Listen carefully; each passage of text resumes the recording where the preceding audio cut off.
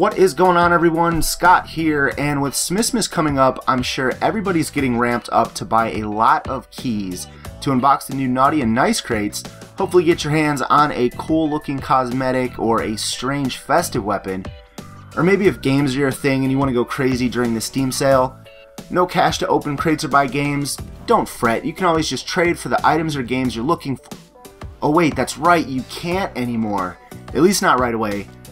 That's right, people, Valve has decided to do some updates on their Manco store and Steam Community Market trading rules to go along with the update they did on game trading a few weeks ago, which put a 30-day hold on gifted games being traded. They're currently rolling this update out now, which prohibits trading anything purchased from the Manco or the Steam Community Market for 1 week. Now what does this mean? You can no longer purchase keys or buds or bills for quick trading. Anything unboxed for the festive crates cannot be traded due to the key being purchased for 1 week. And if you want to get your hands on strange festive weapons within the first week of release, you'll be giving Valve $2.50 per key to test your chances on the crates. Or if you plan on giving a man-up ticket to a friend, you better purchase some gift wrap. Now why would Valve do this? Do they hate traders? No. Well, not completely. Valve has stated that this is a waiting period to deter scammers from selling your things on the SCM or using stolen credit card info to buy keys and flip them for cash. Now, is this a good thing? Yes, of course it is. Valve is trying to stop people from committing nefarious acts with items or money that doesn't belong to them. Now, is this the best way to handle something like this? In my opinion, no. Sure, you may decrease scamming a little bit, but people with low morals, they will find new and interesting ways to get their hands on other people's shit, while the people that actually use the services in good faith are mildly being punished. Now, I have a feeling there will be a plethora of those back alley trading sites popping up, and guess what? If you get ripped off on that, it's tough shit. Valve does not endorse using outside sources to purchase TF2 items. So yeah, by trying to combat scammers, they will literally be opening up the floodgates for scamming if people get desperate enough.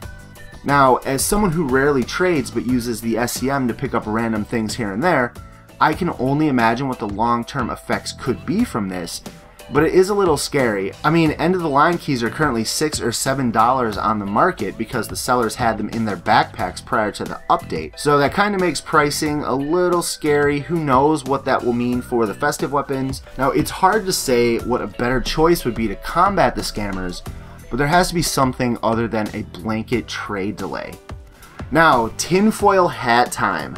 And I'm a bit of a cynic, so besides the obvious, we have the customer's best interest in mind, Valve will also be avoiding a huge payout of fees associated with credit card fraud, a loss of cash due to foreign conversion rates, and they basically just solidified that instead of you paying money to someone else on the SCM for a new item or a special key, with a small portion going to them, all money will be going directly to Valve for the first week. Now, I'm not far enough gone to start calling them Ubi Valvia. They're still an amazing company with the best microtransaction model on the market, but Valve is also a privately owned business, and they have been making some very money-centric moves lately. So I wouldn't doubt that this is just the next step in ensuring they're bringing in the cash, much like we're changing the Halloween gift drop system. It's not fair to the casual player, which I just read as we're losing a ton of key sales and no one's buying cosmetics off of the Manco store. So I'm not going to go too much into my thoughts on this whole situation with Valve slowly loving money and in my opinion becoming a little greedy. Hopefully all of this money is not just a cash grab on TF2 and they're actually using all of it to develop something amazing. I know they're talking VR. Half-Life 3 might actually be being worked on, and Source Engine's coming at the beginning of the year, so I'm not going to get too much into that. I really don't want to deal with the rage of Gaben fanboys descending on me like archangels for taking their lord's name in vain, but hey, it's my opinion and I'm sticking to it. Now, these changes, they aren't the end of the world, or they're not even the end of the line, and who knows, they may help stabilize the TF2 economy, but it's definitely something to consider before you drop a ton of money on keys for crates or trading. Even if you're like me, I'll do a huge unboxing. I'll usually just take the doubles that I have and trade them for stuff that I did not get in the crates, just because I like to have the different cosmetic items for my backpack, and I can't even do that now for a week, and who knows what's going to happen during that week time if if it's going to stabilize and items are going to be relatively priced, or if the hype for a whole week will just burn a hole through the sun and everything will be exuberant. Nobody knows. But let me know in the comments section below what you think would be an effective way to combat the scamming without imposing a week trade ban.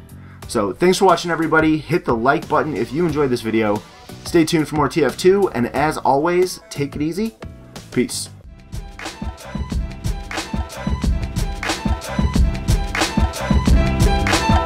Sweet.